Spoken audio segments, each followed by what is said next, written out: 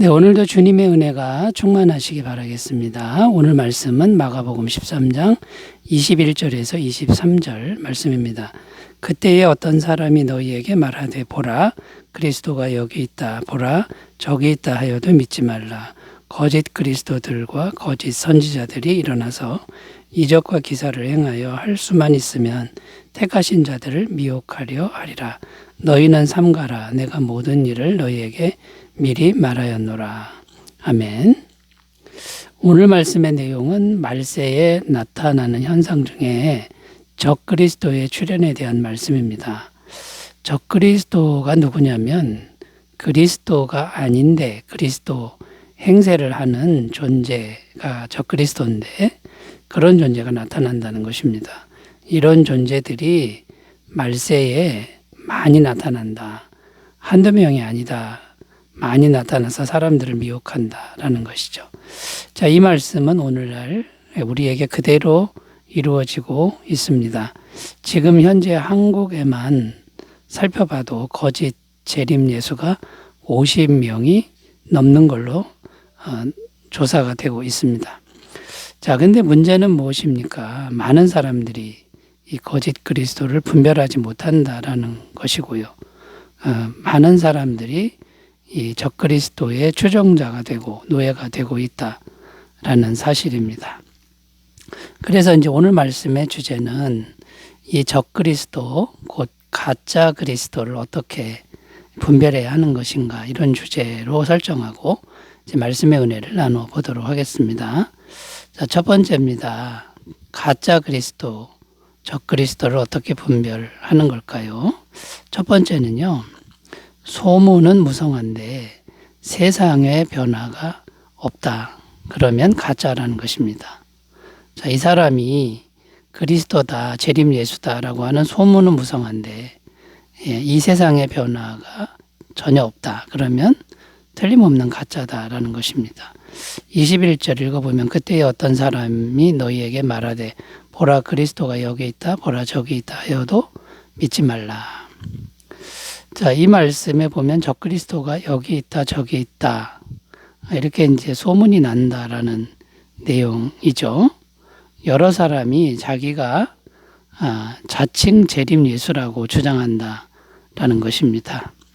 자, 이런 일이 일어날 때 성경 말씀은 믿지 말아라 이렇게 말씀하고 있습니다. 왜 믿지 말아야 하냐면요.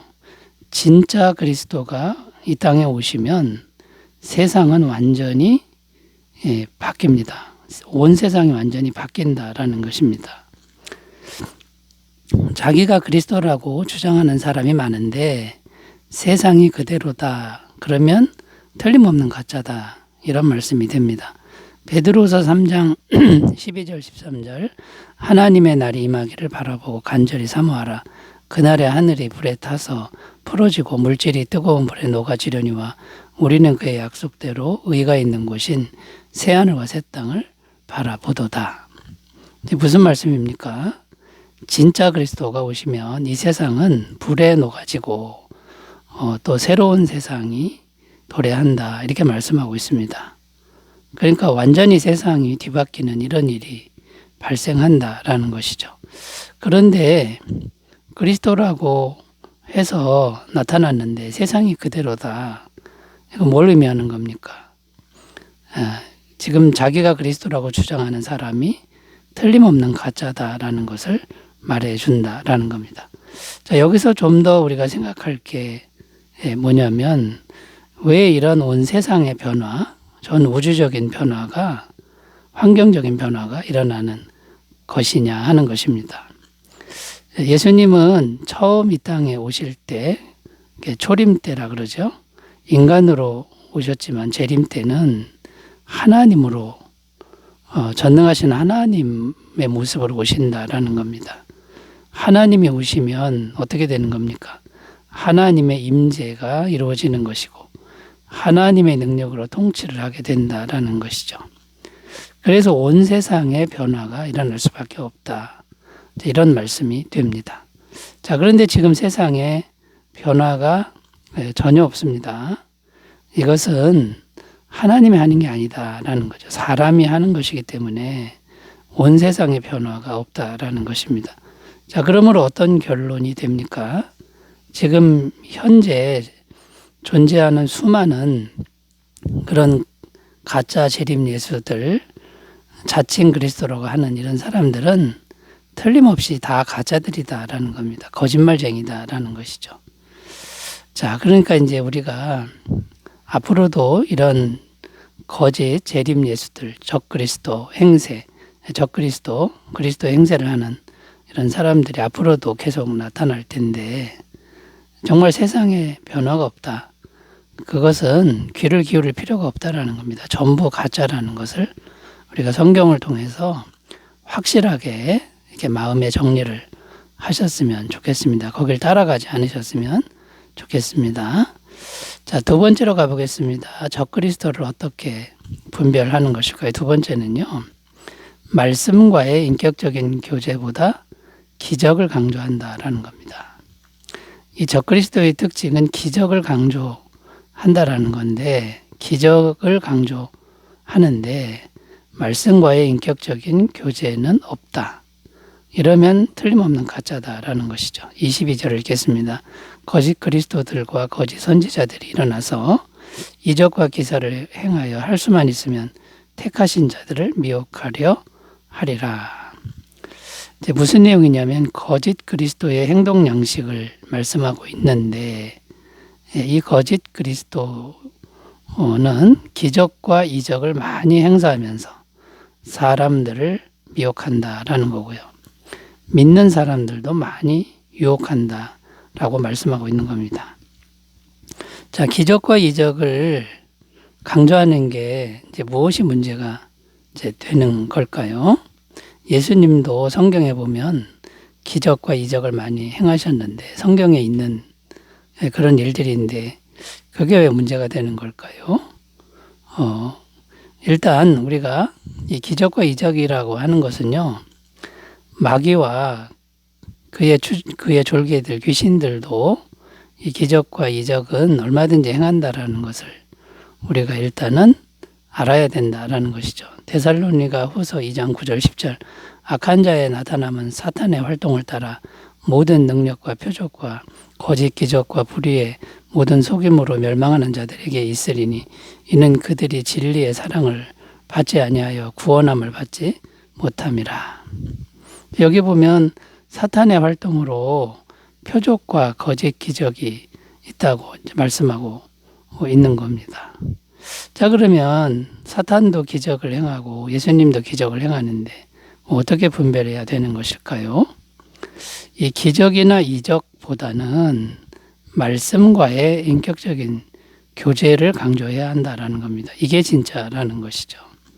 말씀과의 인격적인 교제란 어떤 것이냐면 말씀 속에 담긴 하나님의 마음을 알고 그 마음을 인격적으로 받아들이는 걸 의미합니다. 근데 기적과 이적은 무엇입니까? 대단한 기적, 대단한 현상은 있지만 하나님의 마음을 이해하고 알고 그 다음에 그 심정을 이해하고 받아들이는 이런 인격적인 교통은 무시돼 버린다라는 것이죠. 이거는 참된 신앙이 아니다라는 겁니다. 여러분, 하나님은 전능하신 분이시기 때문에 꼭 이적과 기적이 필요하지 않습니다. 하나님이 정말 원하시는 것은 우리의 마음입니다. 우리의 마음이 아버지이신 하나님의 마음을 알고 순종하는 데 있다. 이런 아버지와 자녀의 좋은 관계를 맺는 데 있다라는 것이죠. 여러분, 말씀과의 교제가 없는데 기적만 많이 있는 것은 어떤 겁니까? 쉽게 예를 들면 돈 많은 사람이 사랑하는 여인에게 많은 선물은 주는데 마음의 교제나 교통은 없는 이런 것과 비교할 수 있다는 것이죠. 사랑하는 여인은 많은 선물보다는 진실된 마음을 원한다라는 것입니다. 이게 말씀과의 교제를 의미한다라는 것이죠. 자, 여러분, 그러니까 기적만 강조하는 사람들 가짜들입니다. 말씀과의 인격적 교제, 이걸 추구하시는 삶이 되시길 바라겠습니다. 세 번째로 가보겠습니다. 거짓 그리스도를 어떻게 분별할까요? 세 번째는 기적을 강조하는데 십자가에 도가 없다라는 겁니다. 십자가에 도가 없으면 가짜다라는 것이죠. 고린도전서 1장 23절, 24절. 우리는 십자가에 못 박힌 그리스도를 전하니 유대인에게는 거리끼는 것이요 이방인에게는 미련한 것이로되 오직 부르심을 받은 자들에게는 유대인이나 헬라인이나 그리스도는 하나님의 능력이요 하나님의 지혜니라. 이제 무슨 내용이냐면 유대인들은 기적을 찾고 헬라인은 지혜로운 철학을 찾는다라는 겁니다. 그러나 구원받은 성도들은 십자가를 전한다 이런 내용입니다. 이제 십자가가 무엇입니까? 하나님의 아들이 이 땅에 사람으로 오셔서 십자가에서 비참하게 죽었다라는 것입니다. 자, 사람이 십자가에서 비참하게 죽는 게 전혀 매력이 없습니다. 유대인에게는 너무 무능한 것이고요. 헬라인이 봤을 때는 세상 미련한 전혀 지혜롭지 않은 그런 모습이라는 거죠. 자, 이런 현상은 오늘날에도 마찬가지입니다. 신앙생활을 하는 많은 사람들도 십자가의 진정한 의미를 잘 모른다라는 것입니다. 자, 하나님의 아들이 십자가에서 비참하게 죽은 것은 어떤 의미가 있습니까? 우리의 죄를 영원히 깨끗하게 사하셔서 하나님과 전능하신 하나님과 연결이 되게 하는 의미가 있다라는 겁니다. 하나님이 전능하신 분인데 죄 사함을 통해 전능하신 분과 연결되게 하는 거기 때문에 이 십자가는 능력 중에 능력이고 그 다음에 지혜 중에 지혜다라는 것이죠. 또 십자가의 도는 어떤 겁니까? 자기가 죽는 겁니다. 자기 욕망을 부인하는 것이다라는 거죠. 자, 여러분 갈라디아서 2장 20절 말씀 읽겠습니다. 내가 그리스도와 함께 십자가에 못 박혔나니 그런즉 이제는 내가 사는 것이 아니요 오직 내 안에 그리스도께서 사시는 것이라. 이제 내가 육체 가운데 사는 것은 나를 사랑하사 나를 위하여 자기 자신을 버리신 하나님의 아들을 믿는 믿음 안에서 사는 것이라. 내가 죽고 내 안에 예수님이 충만해지는 게 십자가입니다. 이게 십자가의 도입니다. 자, 그러면 어떻게 될까요? 예수님으로 충만하니 성령의 능력에 충만한 것이고 전능하신 하나님의 능력의 역사가 계속 임하게 된다라는 것이죠. 자, 그런데 기적이나 지혜를 강조하는 것은 어떤 것입니까? 자기가 죽지 않는 겁니다. 자꾸 자기를 드러내고 자기를 강해지게 하는 반대의 길을 간다라는 거죠. 결론적으로 말해서 십자가의 도가 없는 그리스도는 가짜다라는 겁니다. 그리스도 흉내를 내는 사람들이 기적은 강조하는데 십자가의 도가 없다 그러면 틀림없는 가짜인 것을 잘 분별하시기를 바라겠습니다. 기도하겠습니다. 하나님 아버지, 이 세상에 가짜 그리스도가 너무 많은데 잘 분별할 수 있는 지혜를 주옵소서. 예수님의 이름으로 기도드립니다. 아멘. 은혜의 하루 되시기 바라겠습니다. 감사합니다.